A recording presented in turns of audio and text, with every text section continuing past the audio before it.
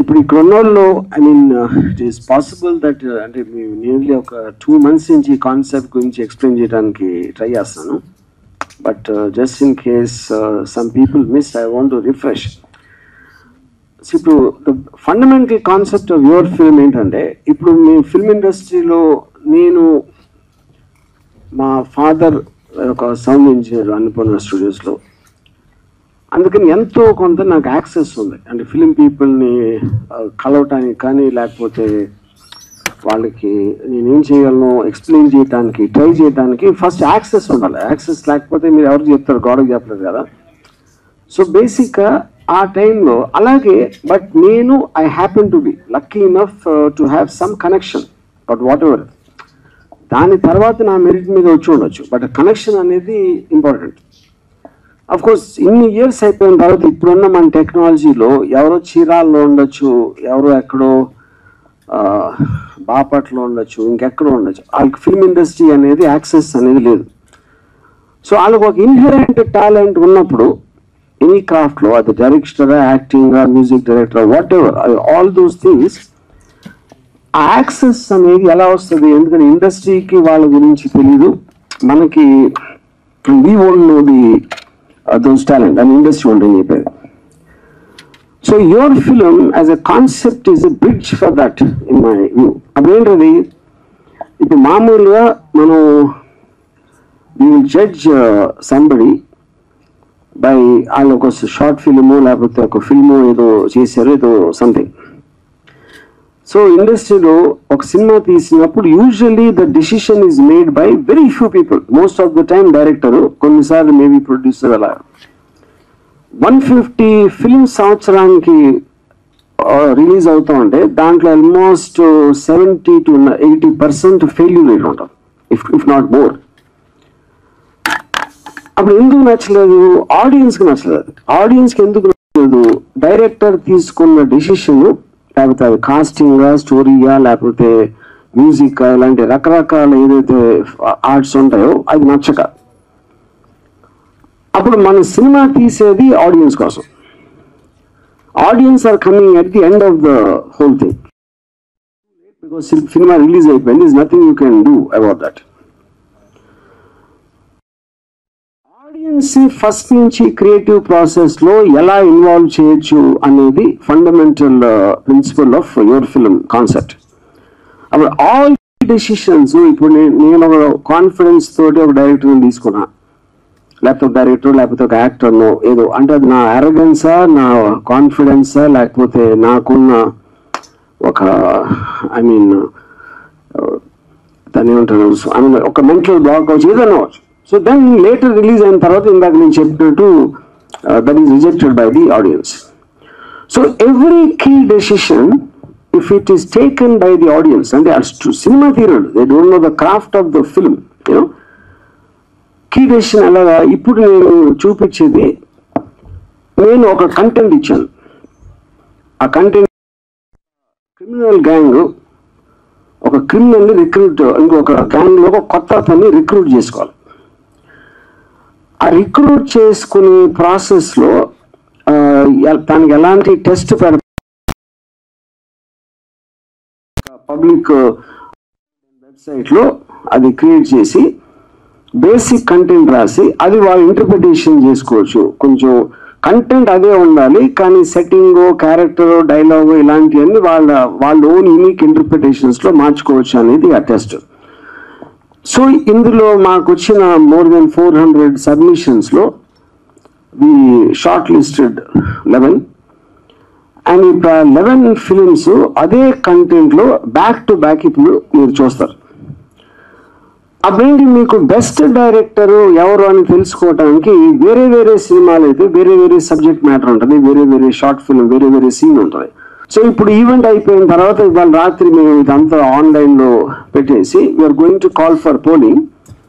So ఒక particular time period of 2 weeks, అంతా 2 weeksలో maximum పీపుల్కి ఏది నచ్చింది, ఏ పర్టికులర్ డైరెక్టర్ అది నచ్చింది అన్నది, he will become the winner of this your film competition. Original scene నేను రాశాను, వాళ్ళకి ఇచ్చేది. కానీ ఆ సీన్ ఆఫ్ కోర్స్ నేను కూడా డైరెక్టర్నే కాబట్టి నాకు ఎంతో కొంత ఒక విజువల్ ఉంటుంది, ఇలా ఉంటుంది సమ్వేర్ అని. ఇప్పుడు ఈ సెలెక్ట్ చేసిన 11 మంది కూడా నాకన్నా బెటర్గా తీశారు, అందుకని నేను వాళ్ళని సెలెక్ట్ చేశాను. నా సెలెక్షన్ ప్రాసెస్ అది. సో నాకున్న visual. So my hope is that ఆ టైంలో ఒక శివ అనే సినిమా ఒక కొత్త కుర్రోడు తీసాడు. అది సినిమా బాగా ఆడింది కాబట్టి ఆడి పేరు తెలిసింది అందరికి. సో అలా పేరు తెలియని వాళ్ళు ఇంకా ఎంతమంది టాలెంటెడ్ ఉన్నారు అనేది వాళ్ళని వేటాడి పెంకించి పట్టుకురావడం అనేది నా దురుద్దేశం. దీంట్లో ఆయన పట్టుకుని ఎవరు వాళ్ళకి తెలిసే ముందు వాళ్ళని మేమే వాడేసుకుని తర్వాత వాళ్ళు ఎలాగో మమ్మల్ని తన్ని వెళ్ళిపోతారు కాబట్టి ఓకే, అది okay. So that is what everybody does, you know. So I want to see it. ఒక ముఖ్య విషయం ఏంటంటే ఇద్దరు మీరు ప్రొడక్షన్ వాల్యూస్ చూడకూడదు. ఎందుకంటే అది ఏమీ డబ్బులు లేకుండా, ఫైనాన్షియల్ రిసోర్సెస్, ఇండస్ట్రీ సపోర్ట్ లేకుండా కేవలం వాళ్ళకున్న లిమిటెడ్, వాళ్ళకున్న ఏముంటుందని వాట్ ఎవర్ కాంట్రాక్ట్స్ ఫ్రెండ్స్ని అడిగారా, ఇది అడిగారా, అలా చేశారు. So this is not suppose to be looked at production values. It is only suppose to be for the idea of the creative. That is what I want you to keep in mind. So ఇందాక నేను చెప్పినట్టు ఇంకో అంటే ఇప్పుడు కొన్నాటిలో అంటే ఇప్పుడు even the 11 directors వాళ్ళకు కూడా సపరేట్ అవుతారు నా దృష్టిలో. ఎందుకంటే వాళ్ళు తీసింది వాళ్ళు ఎంతో ఆలోచించి ఇది బెస్ట్ అనుకున్నప్పుడు వేరే వాళ్ళకి చూసినప్పుడు even I think they will be surprise. ఇప్పుడు నేను సర్ప్రైజ్ అన్నట్టు, నేను ఎలా మిగతా 11 సర్ప్రైజ్ అయ్యాను, each of them will also be same way surprise. They might still like what they shot the first. That's okay. That is okay. But I already knew that Muguni Kalsenu, and they actually like the other film better. So which is what the healthy competition in terms of that. I mean, this is not the end of the world. This is just like a beginning step they are taking. And with more experience, you will start more and more realizing. కూడా fatigue అయిపోతుంది ఎక్కువ చూస్తే. So therefore I limited. But దాంట్లో కొంతమంది actors దొరికారు వేరే యాక్ట్లో, which unexpected, maybe DOPs. So the pool of talent RG Bid then managed to get into its hold, which is the biggest success of your film. You know, already RG Bid and point of view. ఇప్పుడు ఇంకోటి ఈ 11 directors లో కూడా నేను already 2 people I selected to give them films. Your film outside, just a regular production, ఎందుకంటే I was so impressed with them. కానీ ఇప్పుడు వాళ్ళ పేర్లు నేను చెప్పను, ఎందుకంటే that will influence probably the voting system. Because ఆ పర్టిక్యులర్ దాన్ని వాళ్ళు ఎక్కువ కేర్ఫుల్గా చూస్తారు అన్న విషయం మీద I'm not going to tell the names of those 2. I will probably say it after the final result comes out. So I want you to see the films, but like I said, once again want to, same thing to do with music directors and all crafts. Ippudu prastutaniki only directors and music directors మేము డైరెక్ట్గా సైట్లోనే పెడతాం. So not to see the production value once again, ఎందుకంటే మీరు screen మీద ఎప్పుడు చాలా మంచి ప్రొడక్షన్ వాల్యూస్ చూస్తారు కాబట్టి ఆ అలవాట్లో you might feel that there is something sound quality కానీ picture quality gani. So again, once again, want to remind, only look at the idea of the creative. Thank you. I would like to request RGV sir on stage, please. Akilan Jagadishan from Chennai. Ashwin Nair Madhusudan from Hyderabad. Guru Prasad Manari from Hyderabad. Murali Krishna B from Vijayawada. Niranjan Nagaraja from Ballari. Murali Krishna Badisa from Vijayawada. Murali Krishna. Shekhar Rajappa from Bangalore. Sudhir Akal Devi from Hyderabad. Surya Narayana Raju Katari from Visakhapatnam. Venkatesh Yadav Nallavelli from Kottapet. Vijay Krishna Shrikant K from Hyderabad.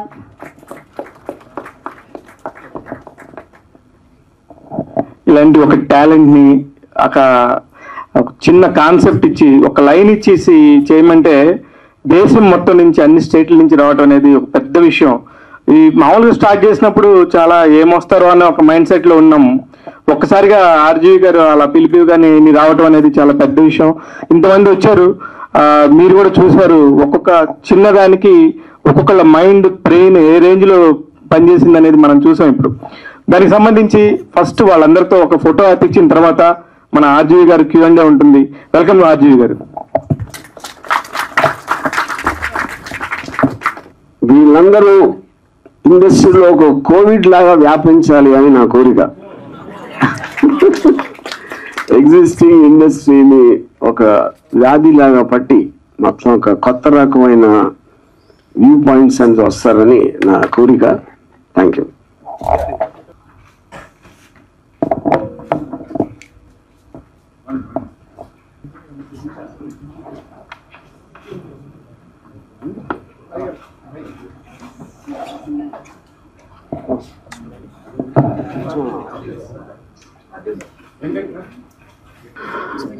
ఇక్కడ main point ఏంటంటే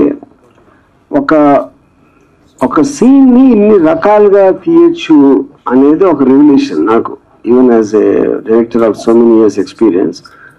అంటే ప్రతి person ఒక different view point, location కానీ, characters కానీ, interpretation of the scene content, casting లో ఎలాంటి performances, ఒక కొత్తగా జాయిన్ అవుతున్న అతని ఆ ఇంటర్ప్రిటేషన్స్ అనేది. ఇప్పుడు ఇందులో కొంతమందికి కొన్ని నచ్చచ్చు, ఇంకొంతమందికి వేరే నచ్చచ్చు. అలా రకరకాల వ్యూ పాయింట్స్ లో సినిమా లాగే ఉండొచ్చు. ఒకళ్ళు ఒక సినిమా నచ్చచ్చు, ఇంకోటి నచ్చకపోవచ్చు. But the bottom line is like the interpretation what I think is fascinating. So ఇప్పుడు దీంతో మనకు కూడా అర్థమైందంటే ఏ సినిమా అయినా ఎన్ని రకాలుగా తెచ్చి ఇలాగే తీయాలని లేదు. అదొకటి చాలా క్లియర్ కట్ గా I think understood. Yeah, so like I said, ఇప్పుడు ఈ ఓటింగ్ ప్రాసెస్ అనేది స్టార్ట్ అయ్యి నెక్స్ట్ 10 days లో we will get the final selected director, so which will obviously announce at that time. So any questions? Hello sir, Arjun గారు.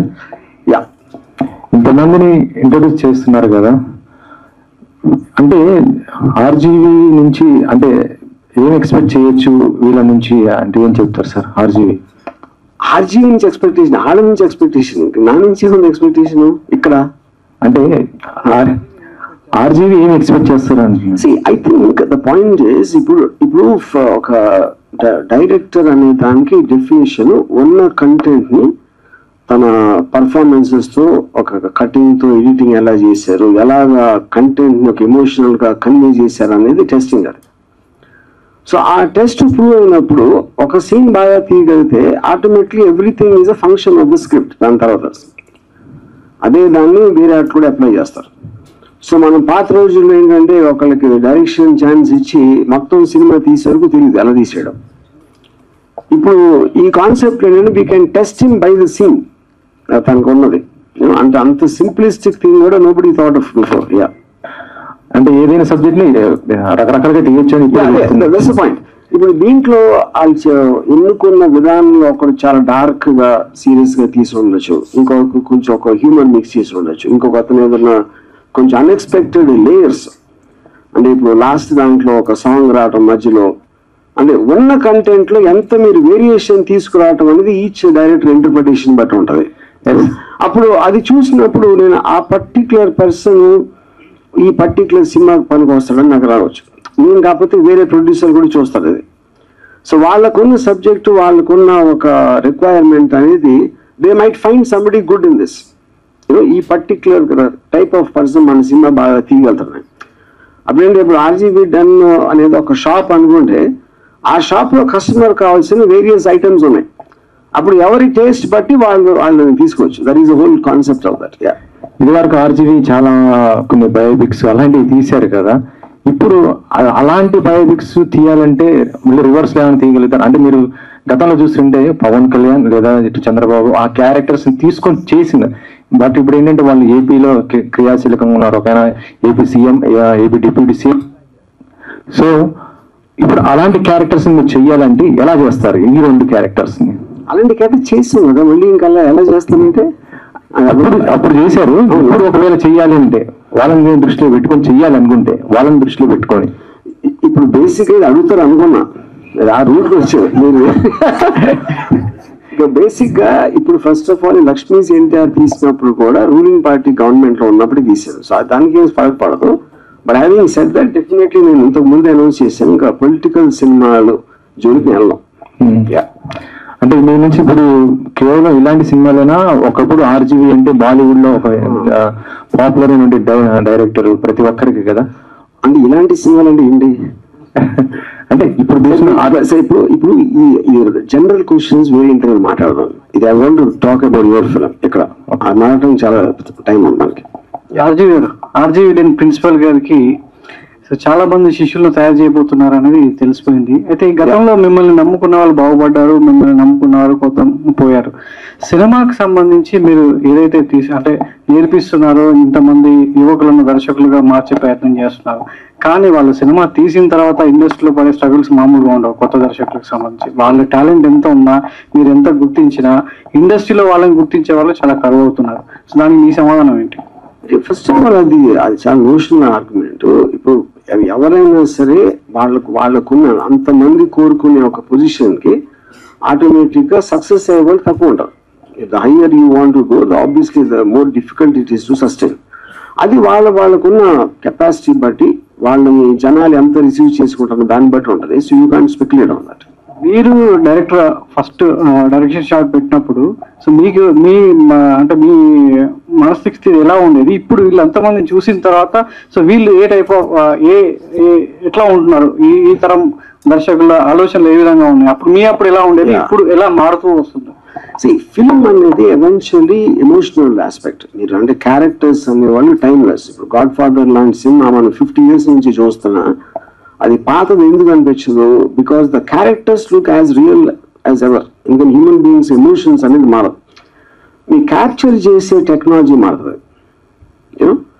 కానీ ఆ basic creative అనేది మనం గుర్తించగలిగినప్పుడు, ఇప్పుడు నేను ఒక నారేట్ చేసినప్పుడు obviously Annapurna studios production house కాబట్టి వాళ్ళు నాకు వస్తువులు కల్పించారు, ఎలా నా విజన్ ని నేను తీసుకెళ్ళాలి ఏంటి అనేది, యూనో.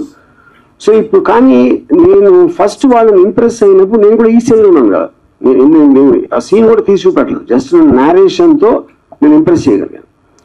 ఇప్పుడు మనకి టెక్నాలజీ అనేది ఇంత అడ్వాంటేజ్ ఇచ్చేసి ఈ సీన్ తీయడానికి ఖర్చు లేకుండా, ఇప్పుడు దీంట్లో కొన్ని సెల్ ఫోన్తో తీసిన సినిమాలు ఉన్నాయి, కొన్ని మేబీ 5D లేకపోతే సోనీ ఎఫెక్ట్స్ అలాంటి వాటితో తీసి ఏ మాత్రం అంటే 5-6 యూనిట్లు ఉండే అలా తీసారు ఈ సినిమా.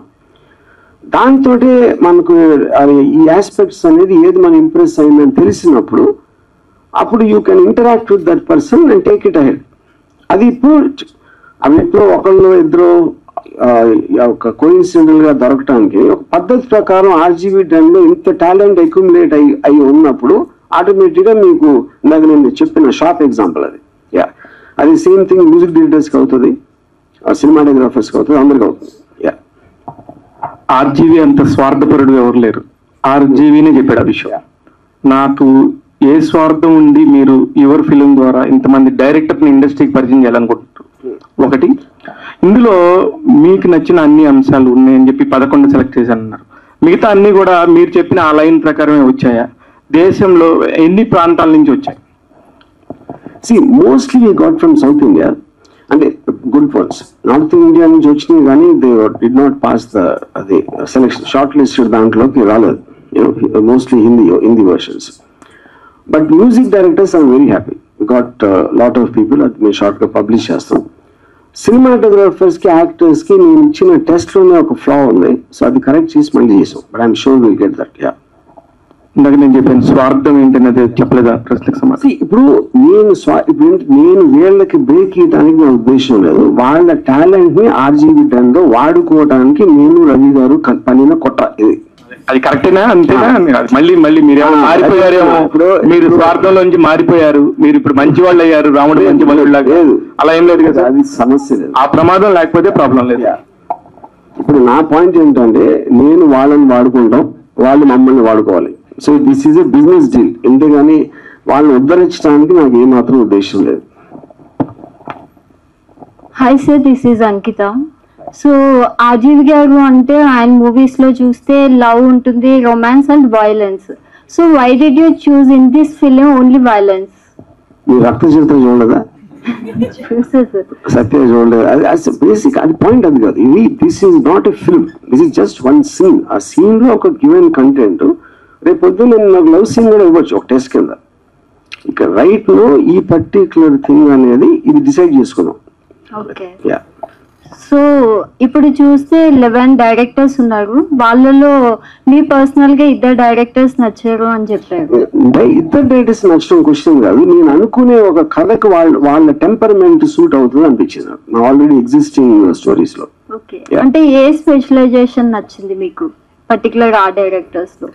అంటే కథ చెప్పలేండి, నేను మా దగ్గర ఆల్రెడీ ఎగ్జిస్టింగ్ స్క్రిప్ట్స్ ఉంటాయి కదా, నేను ప్రొడ్యూస్ చేయాలనుకుంటున్నాయి. దానికి ఈ పర్టికులర్ డైరెక్టర్స్ లో వాళ్ళ టెంపర్మెంట్ సూట్ అవుతుంది అనిపించింది. వాళ్ళు తీసిన విధానం, ఆ సీన్ అది. సో ఈ మూవీతో ఏం చెప్పాలనుకుంటున్నారు? ఈ మూవీ కాదు, ఇది సీన్. ఈ సీన్ తో, ఈ కాన్సెప్ట్ తో ఏం చెప్పాలనుకుంటున్నాను? థ్యాంక్స్. రామాయణం చెప్పాలనుకుంటున్నాను. ఆర్జీవి గారు నమస్తే అండి. హాయ్. ఇంతకు ముందు ఆర్జీవి స్కూల్ అని చాలా మంది డైరెక్టర్లు ఇంట్రడ్యూస్ చేశారు, లైక్ పూరి జగన్నాథ్, శివనాగేశ్వరరావు, ఇటువంటి వాళ్ళందరికీ ఉన్న కృతజ్ఞత ఇప్పుడు మీరు ఇంట్రడ్యూస్ చేసే ఈ కొత్త డైరెక్టర్లకు ఉంటుందని అనుకుంటున్నారా? ఎవ్వరికి ఉండదు. కృతజ్ఞత ఉన్నోళ్ళు ఎవరు ఉంటారు. ఇప్పుడు పాయింట్, మనలో ఎవ్వరం కూడా మన కోసం పుట్టాం. మనం ఏం చేయాలి, మనకేం కావాలని దానికి వచ్చామా. అప్పుడు మీరు మెట్టులాగా వాడుకోవాలి. కానీ ఇప్పుడు నేను ఒక ఆప్షన్ అనుకోండి, వాళ్ళ దృష్టిలో వాళ్ళు ఇంకా వేరే ఆప్షన్ ఉండొచ్చు కదా, నాకు తెలియదు. అది ఇప్పుడు నేను ఇప్పుడు వెళ్ళి డైరెక్షన్ ఛాన్స్ కావాలంటే నాకున్న ఆప్షన్స్ నేను చూసుకుంటాను, అలాగే వాళ్ళు చూసుకున్నారు. ఎప్పుడైతే నా అవసరం తీరిపోయిందో వాళ్ళు వెళ్ళిపోతారు. I'm very happy for that. నేను కూడా అలాంటి వాడిని.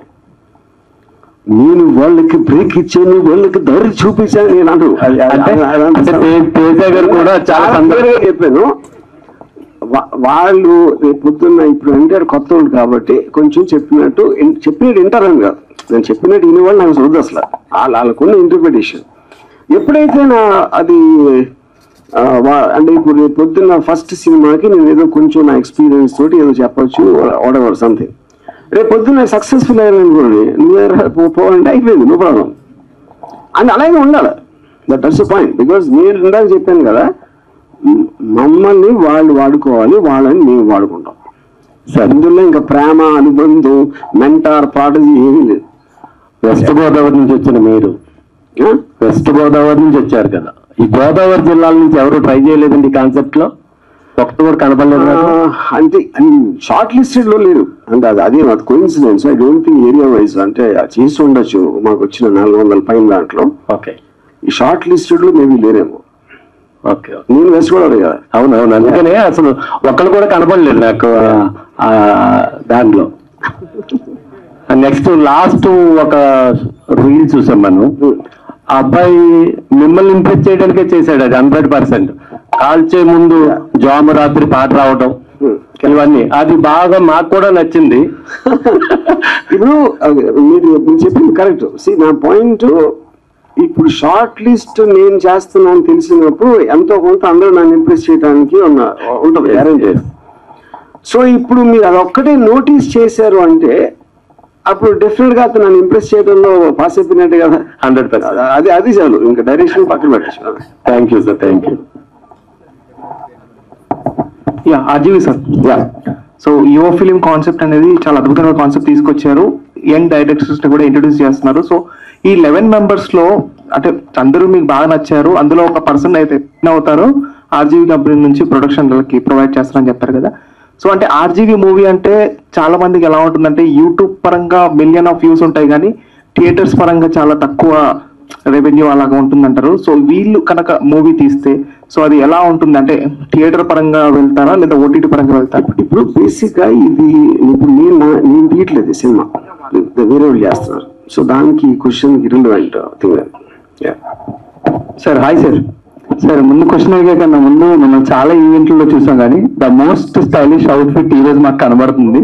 సో దీనికైనా కాంపిటీషన్ ఇస్తున్నాం, దాని వెనక ఉన్న సీక్రెట్ ఏంటి సార్? అంటే యంగ్స్టర్స్ అందరూ ఉన్నారు, నేను అంత యంగ్గా రావాలి అలాంటి అవుట్ఫిట్ వేసుకుని. అదే సీక్రెట్. ఇప్పుడు వాళ్ళందరూ నాకన్నా చాలా యంగ్ కాబట్టి ఎంతో కొంత కొట్టొచ్చినట్టు కనిపించాలి అనే ఒక కుట్రతోటి అది.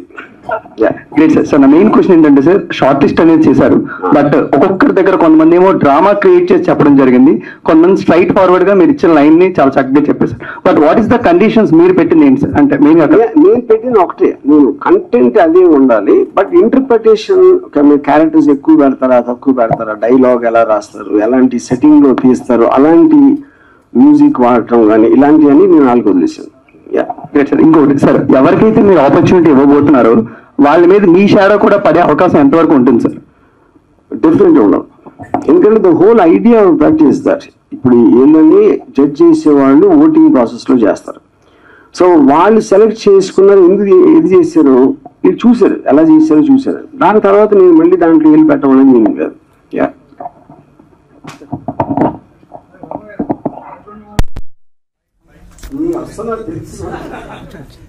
అది కేవలం యాదృచ్ఛికో నంబరు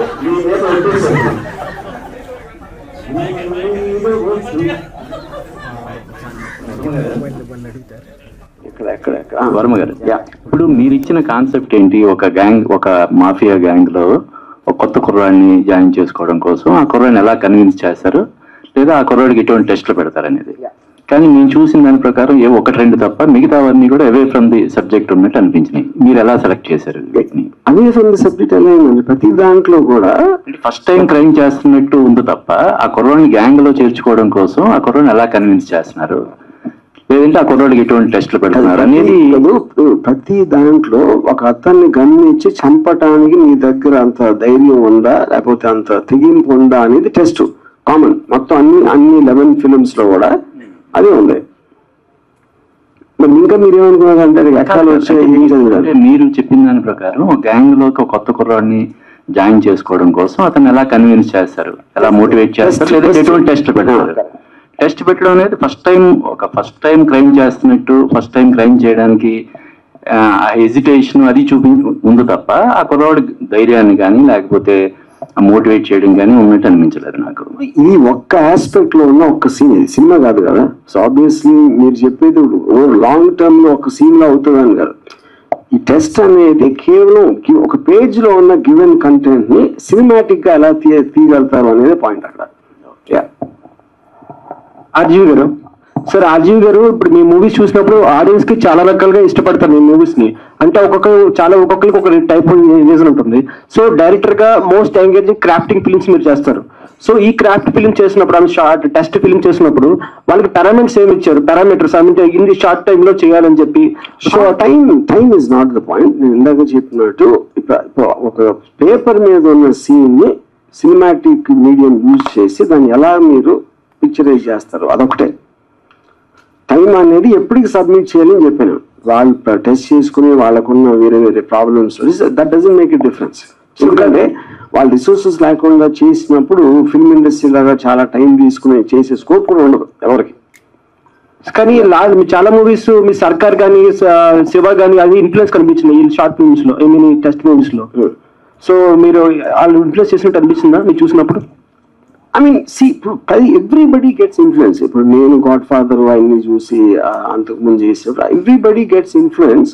ఇంకోటి ఏంటంటే ఇప్పుడు ఈవెన్ కంటెంట్ అనే కంటెంట్ కూడా ఆ దాంట్లో ఉంది. ఇది క్రిమినల్ గ్యాంగ్ టెస్ట్ చేయడం అనేది. సో ఆటోమేటిక్ గా ఎంతో కొంత ఆ కలర్ కనిపిస్తుంది, ఆ షేడ్స్. సార్ ఏమనుకోకపోతే ఒక క్వశ్చన్ అడుగుతున్నాను. చాలా మంది మిమ్మల్ని ఆర్జీవి పరాన్నజీవి అంటారు. ఇంతమంది మీద ఆధారపడి, అంటే సినిమాలు తీస్తూ మీ పేరు చెడగొట్టుకుని విమర్శలు ఎదుర్కొంటూ ఒకరి మీద ఆధారపడుతూనే సినిమాలు తీస్తూ మీ ఉనికిని చాటుకుంటూనే ఉన్నారు. ఇప్పుడు కూడా ఇంతమంది టాలెంట్ గుర్తిస్తున్నప్పటికీ మీరు వీళ్ళ మీద ఆధారపడుతున్నారు అనేది ఒక విషయం అర్థమవుతుంది. సో దాంతో ఆ మాట అనేది వాస్తవం అనుకోవచ్చా? ఆర్జీవి పరాన్నజీవి అంటారనేది. నేను నా లైఫ్ లో అన్ని వేరే మీద ఆధారపడి చేశాను. ఏం చేసినా కూడా చిన్నప్పుడు పేరెంట్స్, తర్వాత ఇండస్ట్రీ, తర్వాత ఏదో వాడు. ఏంటి మీకు గొప్పేంటి దాంట్లో? గొప్పేం లేదు అంటే అంటారు, అది వాస్తవం చేస్తున్నారా అని కదా నేను ఎప్పుడు చెప్పాను. ఇంట్రెస్ట్ కూడా చాలాసార్లు చెప్పాను. అది ఓకే సార్. అంటే ఆర్జీవి పొలిటికల్ సినిమాలు తీయనే ఉన్నారు కదా, కాకపోతే సోషల్ మీడియాలో ఎప్పుడు బాగా యాక్టివ్ గా ఉంటారు, పొలిటికల్ గా కామెంట్ చేస్తూనే ఉంటారు కదా. ఇప్పటి నుంచి ఎలా ఉండబోతున్నారు ఆర్జీవి? గతంలో అంటే మీరు ఇందాక నేను చెప్పి అడిగాను, అంటే పవన్ కళ్యాణ్ కానీ మిగతా వాళ్ళని చేస్తూ ట్వీట్ చేస్తూ మీ స్టైల్లో పెడుతుంటారు, అది 2 రకాలుగా తీసుకుంటుంటారు కదా. ఇప్పుడు ఎలా ఉంటారు? ఇప్పటి నుంచి దేవుడి మీద సినిమా దిగిపోతాను, పాలిటీషియన్స్ వదిలేసి దేవుడి మీద సినిమా దిగిపోతున్నా. దేవుడి మీద? ఏ దేవుడు సార్? ఇది మీరు నమ్మారు అంటే మీరు దెయ్యం.